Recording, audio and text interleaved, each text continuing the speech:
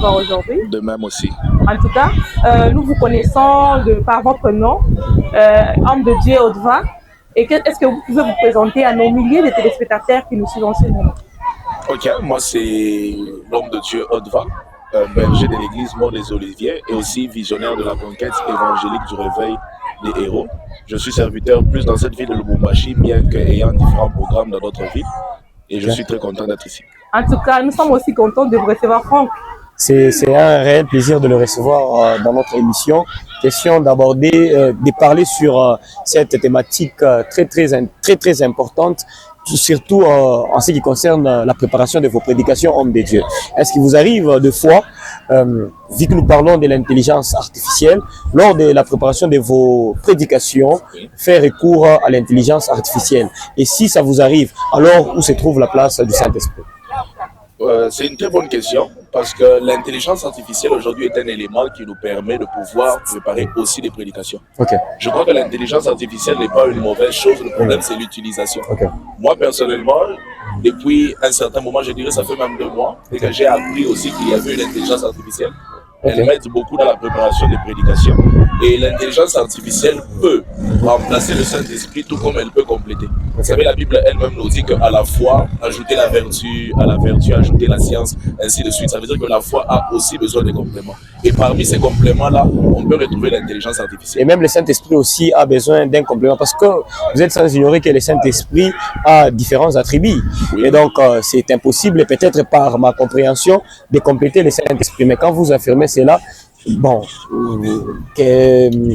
donc, on peut dire quoi? Comment est-ce que je peux expliquer ceci? Oui. On parle d'abord de l'intelligence artificielle. Oui. L'intelligence, c'est la capacité à comprendre et à réfléchir. Okay. Donc, l'intelligence, elle est déjà là. Maintenant, on parle d'une intelligence artificielle. Qui vient ajouter. Donc, nous comprenons d'abord que ce qui est artificiel a été inspiré de ce qui est spirituel. Parce que tout le fonctionnement du monde virtuel provient du monde spirituel. Maintenant, vous devez savoir que, par exemple, si je me tenais avec madame Abigail, si elle lisait la Bible 40 fois et que je lisais ma Bible 1 fois, ce n'est pas parce qu'elle a lu la Bible plus que moi qu'elle pourra mieux prêcher que moi. Vous comprenez que en ce qui s'agit des choses de l'esprit, ce n'est pas la logique qui intervient. On peut retrouver quelqu'un comme Nicodème qui s'est rencontré avec un petit en âge qui était Jésus.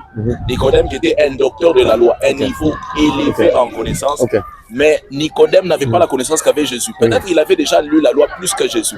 Parce que les choses de l'esprit, si l'esprit ne vous révèle pas ça, vous ne pouvez pas les connaître ni les comprendre. Donc, l'intelligence artificielle peut nous aider à un certain niveau, mais il y a des choses que l'intelligence artificielle ne pourra jamais nous donner, que seul l'Esprit de Dieu peut nous donner. Et où est la place de la spiritualité dans ça? La spiritualité. Je vous donne d'abord ces 2 préceptes ici. Lorsque je prépare une prédication, disons que j'ai besoin de faire des calculs. Ça arrive que je puisse avoir besoin de faire des calculs. Est-ce que si j'ai utilisé la calculatrice, j'ai péché? J'ai remplacé le Saint-Esprit. Je dois dire au Saint-Esprit, Saint-Esprit, 7 fois 7 est égal à combien? Non. Ces choses-là, je peux les calculer moi-même. Mais il y a certaines dimensions là où j'ai besoin de la révélation du Saint-Esprit. Je ne peux pas dire au Saint-Esprit, Saint-Esprit, je viens de me réveiller. Aujourd'hui, je dois aller, par exemple, faire une interrogation à la faculté. On nous a demandé de venir en veste. Est-ce que je dois réellement porter la veste? Il y a des choses là où l'Esprit de Dieu n'a pas besoin d'agir. Il nous a donné l'intelligence et nous pouvons agir par nous-mêmes. Et l'intelligence artificielle aujourd'hui, je peux avoir un verset en tête. J'ai oublié la référence. Si j'utilise l'intelligence artificielle, je n'ai pas péché.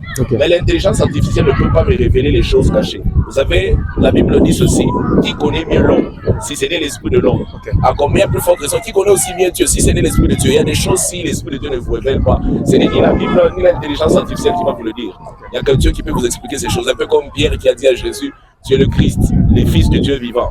Ce n'était pas son intelligence. Même Jésus a dit: ça, c'est le Père qui te l'a révélé. ChatGPT n'a pas cette information. Alors, lors de la préparation de la prédication, parce qu'on sait tous que la prédication est inspirée par Dieu. Exactement. Parce que c'est lui qui est même l'instituteur premier de l'évangile. Exactement. Et bien, maintenant, quand vous parlez que vous devez peut-être faire recours à l'intelligence artificielle, et donc vous essayez de douter de la capacité du Saint-Esprit. Je ne doute pas de la capacité du Saint-Esprit. Je vous poserai une question.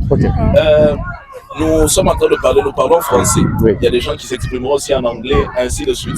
Vous savez que si quelqu'un n'a pas appris à lire et à écrire la Bible, il ne va pas bien la lire. C'est compliqué. Et il ne va pas bien la comprendre. Donc, vous allez demander au Saint-Esprit de l'enseigner à lire. Mais je connais des prophètes, des pasteurs qui ne d'ailleurs. sont jamais passés par Oui, les bancs de l'école, mais qui interprètent bien l'évangile. Vous allez constater qu'il y a Pierre, Ouais. il y a aussi Paul. Ouais. Paul a été plus utilisé que Pierre. Ce n'est pas l'onction qui manque à Pierre. Pierre, d'ailleurs, l'épître des 1 Pierre et des 2 Pierre, ce n'est pas Pierre qui a écrit ça. On a écrit ça pour lui par quelqu'un parce que lui, c'était un pécheur. Il n'avait pas la connaissance nécessaire. Au contraire de Paul, qui étudiait chez Gamaliel et il avait un certain niveau intellectuel. Faut voir un peu. Ça veut dire qu'il y a certaines choses que nous devons chercher qui permettront à Dieu de nous utiliser. Dieu nous utilise en fonction de ce que nous sommes. Vous voyez un peu ça? Dieu nous utilise en fonction de ce que nous sommes. C'est comme ça que je parlais aussi de la langue. Si je n'apprends pas à lire la Bible, je limite le Saint-Esprit. Parce que la Bible dit ceci, on nous a donné l'esprit sans mesure. Dieu ne nous a pas donné une petite partie du Saint-Esprit. C'est comme vous et moi. Nous partons auprès d'un océan. Vous avez un gobelet, j'ai une citerne, je ne sais pas moi, de 100 litres. Vous avez un gobelet qui peut prendre 1 litre.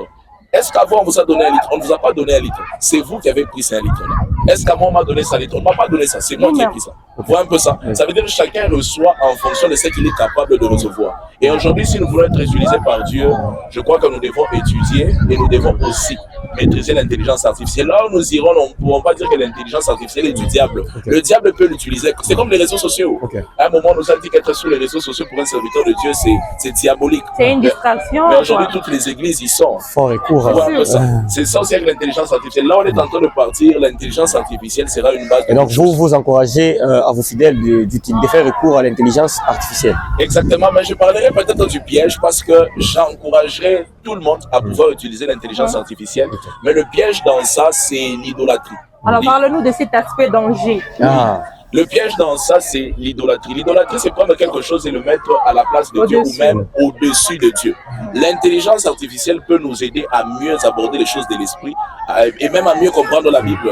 Mais l'intelligence artificielle ne doit pas remplacer le Saint-Esprit. Lorsque je veux donner un message, je prends mon cas, lorsque je dois donner une prédication, il y a des versets que j'oublie, je peux demander à ChatGPT, dis-moi, ça c'est tout vous.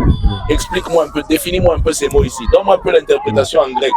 Je veux comprendre ça. Ce n'est pas la paresse. Ça, ce n'est pas la paresse. Parce que comme je suis là aujourd'hui, si j'ai besoin d'un mot, l'origine d'un mot, ou bien il y a beaucoup de versions de la Bible, je peux dire, fais-moi sortir ces versets dans différentes versions.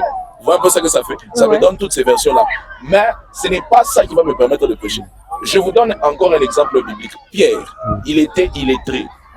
Pierre, le jour de la Pentecôte, avec son petit niveau intellectuel, a prêché et 3000 âmes se sont convertis. Ce n'était pas son niveau intellectuel, c'était le Saint-Esprit. D'ailleurs, la Bible que nous connaissons ici, que nous appelons Bible, est venue 400 ans après la mort de Jésus. Ça veut dire qu'ils n'avaient pas de Bible, mais ils étaient capables de prêcher par la puissance du Saint-Esprit et des résultats arrivés. Donc, la force d'un prédicateur, ce n'est pas ce qu'il dit, parce que la parole est esprit et vie. C'est l'esprit qui accompagne ce qu'il dit. C'est comme ça que préparer une prédication, ce n'est pas lire et écrire, c'est prier. Un bon prédicateur, c'est qu'il peut beaucoup écrire. Mais quand il va prêcher, très souvent, il ne va même pas dire ce qu'il a écrit. Il va dire ce que l'esprit l'inspire. Donc, quand nous prêchons, on peut mieux comprendre la Bible avec l'intelligence artificielle. Mais nous devons savoir qu'un bon prédicateur ne prêche pas selon la science, mais il prêche selon l'Esprit de Dieu. Et à la place de la science, il y a aussi la place de l'Esprit de Dieu. Ne diabolisons pas ChatGPT, que l'intelligence artificielle ne prenne jamais la place du Saint-Esprit. Ne diabolisons pas ChatGPT, que l'intelligence artificielle ne prend pas la place du Saint-Esprit, d'ici l'homme de Dieu Audva. Et alors, nous voulons savoir quelles sont les limites que nous pouvons nous imposer en tant qu'homme de Dieu, en tant que servante, en tant qu'une personne de foi, en utilisant l'intelligence artificielle. Les limites que nous devons nous imposer, nous devons considérer ChatGPT comme un élément qui nous permet de préparer notre message et non pas comme notre Dieu ou notre plus grande source d'inspiration. Lorsque nous préparons nos messages, nous pouvons faire recours à l'intelligence artificielle pour comprendre certaines choses, mais rassurons-nous que ce que nous irons dire, c'est ce que Dieu nous a demandé de dire. Parce que si je suis prédicateur, je suis un instrument entre les mains de Dieu. Il y a un message que Dieu veut transmettre à son peuple. Ce n'est pas moi qui parle, c'est Dieu qui parle à ma place. Et même dans la Bible, on nous a dit qu'on va vous amener devant les juges, devant les magistrats. Ne vous inquiétez pas. C'est ce que vous direz. L'Esprit lui-même va vous dire qu'est-ce que vous devez dire au moment opportun. Donc l'Esprit de Dieu parle au travers de ses serviteurs, mais nous devons savoir que la Bible, elle a été écrite en français. La Bible, elle a été traduite de certaines langues. et nous devons bien l'analyser pour mieux la comprendre. Mais la prédication que nous allons donner doit venir directement de Dieu. Prions, ne soyons pas paresseux. Ne remplaçons jamais le Saint-Esprit par l'intelligence artificielle, mais je vous encourage à utiliser grandement l'intelligence artificielle. Sinon, demain, nous serons en retard par rapport aux païens. Comme un peu nous voyons aujourd'hui, nos églises commencent maintenant un peu à chercher les caméras, mais pourtant parce qu'on rejetait ces choses-là. Et on est très en retard. Auparavant, on banalisait, bon, pas banaliser, on diabolisait. On diabolisait ces choses-là. C'est un péché. Mais aujourd'hui, ça devient un moyen facile d'atteindre une grande masse. Exactement. L'intelligence artificielle, je vous donne par exemple le cas de l'administration de l'église. L'intelligence artificielle m'aide beaucoup. Je ne peux pas administrer les choses de l'église sans intelligence artificielle aujourd'hui. Donc vous n'avez même pas le temps de passer par l'école de théologie? Non. Je dirais qu'aujourd'hui, il y a certaines formations qui vont disparaître. Aujourd'hui, il y a des choses que je peux apprendre sur YouTube. Il y a des choses que je peux apprendre avec l'intelligence artificielle. Je crois que plus le monde est en train d'évoluer, il y a des choses qui apparaissent et ces choses qui apparaissent vont faire disparaître aussi certaines autres choses.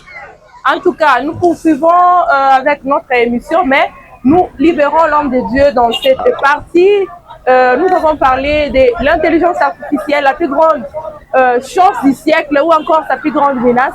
Homme de Dieu, merci d'avoir honoré notre invitation de passer dans cette émission. Merci beaucoup. Ça a été un honneur pour nous. Peut-être un mot de la fin, salutations à toutes ces personnes qui vous sont chères. Oui, un mot de la fin, j'aimerais remercier d'abord toutes les personnes qui vont suivre ces messages. Et je ne peux pas passer ici sans non plus citer quelques personnes qui me sont chères. Je parle de mon église, l'église Monde des Oliviers, dirigée par le pasteur Olivier Kankwende. Je parle de tous les membres de la conquête évangélique. Et tous ensemble, je nous invite à pouvoir aborder l'intelligence artificielle, mais ne tombons pas dans le piège de l'idolâtrie. C'est un élément, c'est comme un couteau. Le même couteau, on peut tuer avec, le même couteau, on peut préparer avec.